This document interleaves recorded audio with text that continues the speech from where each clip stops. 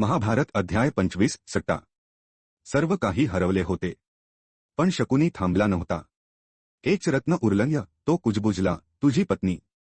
युधिष्ठिर हस्तिनापुरात आला, पाशांच्या धोके माहीत असूनही. धृतराष्ट्राचं आमंत्रण नाकारण त्याला शोभलं नसतं, सन्मान त्याला बांधून होता. शकुनी खेळला, दुर्योधनाच्या वतीने.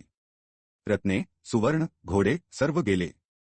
नंतर सेवक, सैन्य आणि स्वतःचे भाऊसुद्धा. एकामागोमाग एक, नकुल, सहदेव, अर्जुन, भीम.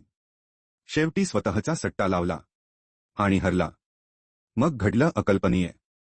सभागृहात वृद्ध आणि राजांच्या उपस्थितीत युधिष्ठिराने अहंकार आणि निराशेने भरलेला द्रौपदीवर सट्टा लावला. गोट्या फिरल्या. शकुनी हसला आणि दगसुद्धा अश्रू ढाळू लागले.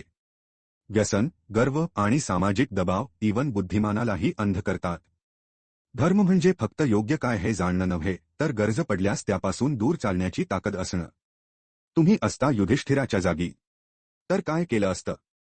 पुढचं भीषण सत्य जाणून घ्या. फॉलो करा मुकुंदा वाइब्स.